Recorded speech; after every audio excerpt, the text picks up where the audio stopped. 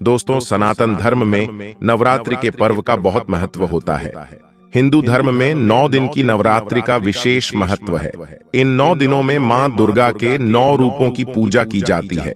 नवरात्रि साल में 4 बार आती है, जिनमें से 2 गुप्त और 2 प्रत्यक्ष होती है। लेकिन सनातन धर्म में चैत्र मास की जो नवरात्रि होती है वह बहुत महत्वपूर्ण होती है। इसका कारण यह होता है कि इसी दिन से चैत्र मास की शुक्ल पक्ष की प्रतिपदा तिथि से हिंदू वर्ष का पहला दिन यानी कि नव वर्ष प्रारंभ हो जाता है। मतलब चैत्र मास की नवरात्रि से ही हमारा नव वर्ष प्रारंभ हो जाता है। तो इसलिए यह नवरात्रि बहुत महत्वपूर्ण मानी गई है। चैत्र महीने की नवरात्रि प्रत्यक्ष नवरात्रि होती है। चैत्र मास के शुक्ल पक्ष की प्रतिपदा तिथि से चैत्र नवरात्रि प्रारंभ होती है और दशमी तिथि को दुर्गा विसर्जन के साथ ही समाप्त हो जाती है। आज की वीडियो में हम आपका कंफ्यूजन दूर करेंगे। साल 2024 की चैत्र नवरात्रि कब से प्रारंभ हो रही है, 8 या फिर 9 अप्रैल से, और कब समाप्त होगी। प्रतिपदा तिथि का प्रारंभ कब होगा, प्रतिपदा तिथि समाप्त कब होगी, और कलश की स्थापना करने का शुभ मुहूर्त क्या होगा। लेकिन वीडियो को पूरा देखिएगा, तभी आपका कंफ्यूजन दूर होगा। और साथ ही हम जानेंगे कि नवरात्रि इस बार कितने दिन की है, और चैत्र मास की नवरात्रि में मां दुर्गा के आने की सवारी क्या होगी।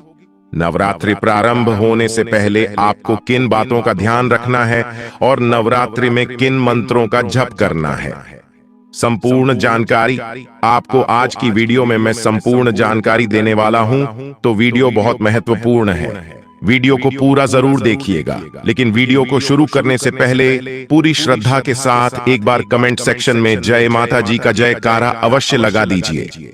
मां भगवती दुर्गा की कृपा सदैव आप और आपके समस्त परिवार पर बनी रहेगी। और वीडियो को लाइक करके चैनल को सब्सक्राइब अवश्य कर दें। और हाँ, पास वाली बेल आइकन का बटन दबाना बिल्कुल भी ना भूलें। दोस्तों, नवरात्रि के यह 9 दिन बहुत ही पवित्र माने जाते हैं। इन 9 दिनों में भक्त अपनी अपनी सामर्थ्य अनुसार माता रानी की पूजा करते हैं। इन 9 दिनों में नाखून, बाल आदि काटने के लिए मना किया जाता है। व्रतधारी को पूजा करते समय काले रंग की वस्त्र नहीं पहनने चाहिए। विधि विधान से सुबह और शाम की पूजा करनी चाहिए। वैसे तो कलश स्थापना करना बहुत ही शुभ माना जाता है। अगर आप किसी कारण से कलश स्थापना नहीं कर पाते हैं तो बिना कलश स्थापना के भी आप नवरात्रि के 9 दिन की पूजा या 9 दिन उपवास रख सकते हैं। इन 9 दिनों में अखंड ज्योत भी चलाई जाती है, जो कि 9 दिन और 9 रात तक लगातार जलती रहती है। इन 9 दिनों में श्री दुर्गा चालीसा पाठ, श्री दुर्गा सप्तशती का पाठ किया जाता है। अपनी अपनी परंपराओं के अनुसार अष्टमी और नवमी तिथि को कन्या पूजन किया जाता है। दोस्तों, नवरात्रि में मां दुर्गा के 9 स्वरूपों की आराधना करते हैं। प्रथमम शैलपुत्री च, द्वितीयम ब्रह्मचारिणी, तृतीय चंद्रघंटा, कुष्मांडा चतुर्थ, पंचम स्कंदमाता, छठम कात्यायनी, सप्तम कालरात्रि, अष्टम महागौरी, नवम सिद्धिदात्री। तो नवरात्रि में मां दुर्गा के इन्हीं 9 स्वरूपों की आराधना की जाती है। अब इनकी पूजा से क्या लाभ होते हैं, तो देखिए, पहले दिन माता शैलपुत्री की पूजा की जाती है, क्योंकि कलश की स्थापना के साथ पहले दिन हम माता शैलपुत्री की पूजा करते हैं। माता शैलपुत्री जो कि हिमालय की पुत्री है, सफेद रंग बहुत प्रिय है, और इनकी पूजा करने से सभी प्रकार की कामनाएं पूर्ण हो जाती हैं। दूसरे दिन माता ब्रह्मचारिणी की पूजा की जाती है। इनकी पूजा से वैराग्य बढ़ता है, सदाचार आता है और संयम बढ़ता है। नवरात्रि के तीसरे दिन माता चंद्रघंटा की पूजा की जाती है, और कहा जाता है कि माता चंद्रघंटा की पूजा से मानव सांसारिक कष्टों से मुक्ति पा जाते हैं। नवरात्रि के चौथे दिन माता कुष्मांडा की पूजा की जाती है, और इन्हें मालपुआ का भोग लगाया जाता है। माता कुष्मांडा की पूजा करने से हर प्रकार की कामनाएं, सुख, समृद्धि, सौभाग्य सब कुछ प्राप्त हो जाता है। 5वें दिन माता दुर्गा के 5वें स्वरूप माता स्कंदमाता की पूजा की जाती है, और माता को केले का भोग लगाया जाता है। इनकी पूजा से संतान की प्राप्ति होती है, संतान को अच्छे स्वास्थ्य की प्राप्ति होती है, दीर्घायु की प्राप्ति होती है। नवरात्रि के 6ठे दिन मां दुर्गा के 6ठे स्वरूप माता कात्यायनी की पूजा अर्चना की जाती है। इनकी पूजा करने से विवाह में आ रही बाधाएं दूर होती हैं। मन चाहे जीवन साथी की कामना पूर्ण होती है। दाम्पत्य जीवन सुखमय होता है। रूप लावण्य आकर्षण में वृद्धि होती है। शास्त्रों के अनुसार माता कात्यायनी ब्रज की अधिष्ठात्री देवी हैं। इनकी पूजा गोपियों ने भी की थी जब उन्हें श्री कृष्ण का प्रेम चाहिए था।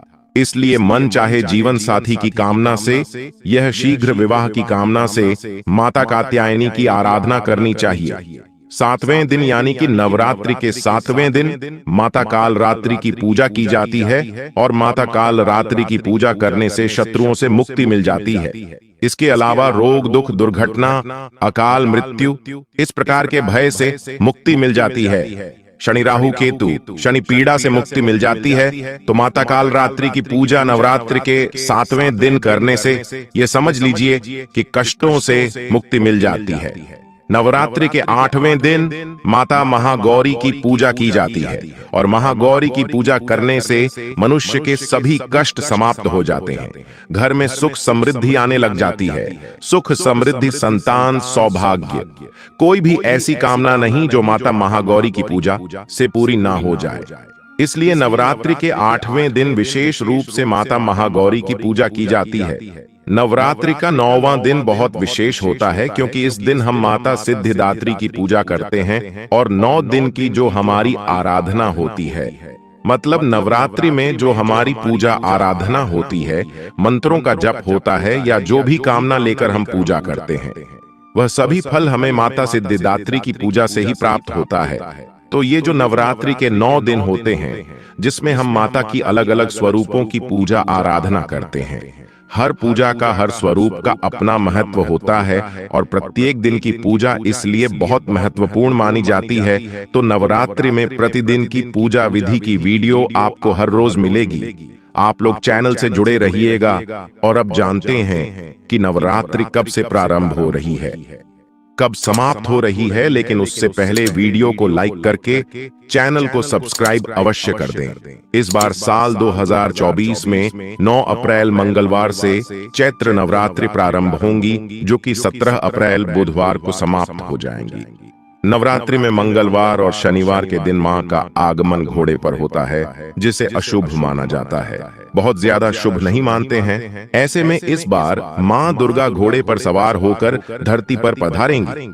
कलश स्थापना की तिथि और शुभ मुहूर्त रहेगा 9 अप्रैल मंगलवार को प्रतिपदा तिथि के, जो कि सुबह 6:02 से 10:16 तक रहेगा।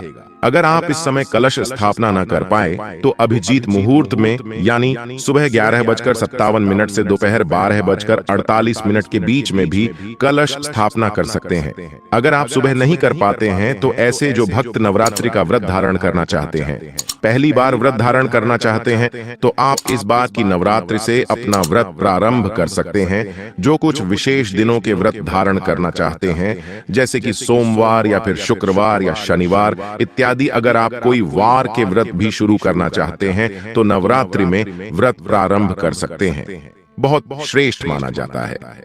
कोई भी नया व्रत प्रारंभ करने के लिए शुक्ल पक्ष का समय नवरात्रि का समय सर्वश्रेष्ठ समय है। इस बार किसी भी तिथि की घट बढ़ नहीं है।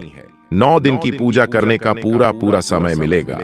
अष्टमी तिथि रहेगी 16 अप्रैल मंगलवार को, नवमी तिथि रहेगी 17 अप्रैल बुधवार को और दशमी तिथि 18 अप्रैल गुरुवार को होगी। दशमी तिथि को नवरात्रि व्रत का पारण और दुर्गा विसर्जन किया जाएगा।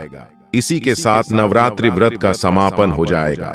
दोस्तों, नवरात्रि के यह 9 दिन बहुत ही पवित्र माने जाते हैं। इन 9 दिनों में भक्त अपनी अपनी सामर्थ्य अनुसार माता रानी की पूजा करते हैं।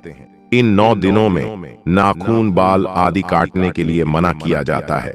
व्रतधारी को पूजा करते समय काले रंग की वस्त्र नहीं पहनने चाहिए। विधि विधान से सुबह और शाम की पूजा करनी चाहिए। वैसे तो कलश स्थापना करना बहुत ही शुभ माना जाता है।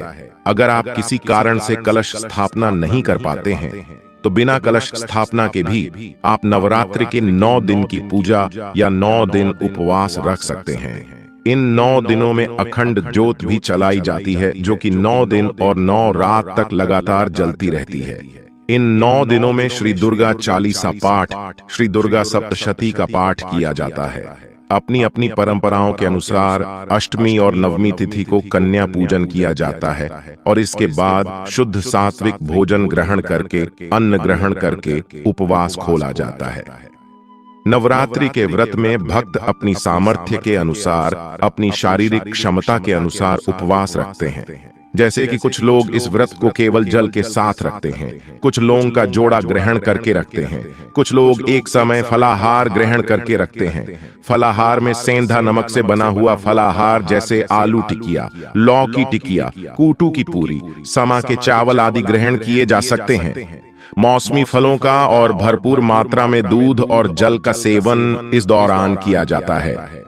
लेकिन जो लोग व्रत भी रखना चाहते हो लेकिन बिना अन्न के नहीं रह सकते, इस व्रत में एक समय शुद्ध सात्विक भोजन जो कि सेंधा नमक से बना हुआ हो, लहसुन प्याज से रहित हो, भोजन रात के समय कर सकते हैं। कलश विसर्जन का दुर्गा विसर्जन नवमी तिथि के बाद ही करना चाहिए, तो 17 अप्रैल बुधवार को दोपहर 3:14 तक नवमी तिथि रहेगी, जिसके बाद से दशमी तिथि प्रारंभ हो जाएगी। तो ऐसे में आप इस दिन शाम को सूर्यास्त से पहले पहले तक विसर्जन कर सकते हैं। चैत्र नवरात्रि की 17 अप्रैल को मां सिद्धिदात्री की पूजा करेंगे। महानवमी है और 17 अप्रैल को ही श्री राम नवमी मनाई जाएगी। भगवान श्री राम का जन्मोत्सव मनाया जाएगा। साल 2024 में नवरात्रि पूरे 9 दिन की है, तो किसी प्रकार का तिथि में ऐसा उलटफेर नहीं है। पूरे 9 दिन की नवरात्रि हमें प्राप्त हो रही है, जो कि बहुत शुभ है। बात करें माता की सवारी की, तो देखिए नवरात्रि में मंगलवार और शनिवार के दिन मां का आगमन घोड़े पर होता है, तो इस बार माता का जो वाहन है वह घोड़ा है। पर अब बात करें कि स्थापना करने का शुभ मुहूर्त क्या होगा, तो देखिए सुबह 6:02 से सुबह 10:16 तक, यानी कि कुल 4 घंटे 14 मिनट की जो अवधि होगी। घट स्थापना के लिए, कलश की स्थापना करने के लिए सबसे शुभ है। मतलब 9 अप्रैल को सुबह 6 से 10 के बीच में आप लोग कलश की स्थापना कर सकते हैं। और अगर आप किसी भी कारणवश इस मुहूर्त में कलश की स्थापना नहीं कर पाते हैं, तो दिन में अभिजीत मुहूर्त में भी कलश की स्थापना कर सकते हैं। अभिजीत मुहूर्त का समय रहेगा सुबह 11:57 से दोपहर में 12:48 तक, तो यह रहेगा 51 मिनट का समय। इसी समय में आप कलश की स्थापना कर सकते हैं। नवरात्रि में किस प्रकार से माता की पूजा आराधना करनी चाहिए, नवरात्रि से पहले हमें किन बातों का ध्यान रखना है, नवरात्रि में किन बातों का ध्यान रखना है, और नवरात्रि के समापन तक संपूर्ण जानकारी की वीडियो आपको इस चैनल पर मिल जाएगी। आप लोग हमारे चैनल को सब्सक्राइब करके बेल आइकन का बटन जरूर दबा दीजिए। मिलते हैं अपने अगले वीडियो में, तब तक के लिए नमस्कार। जय माता दी, जय जय श्री राम।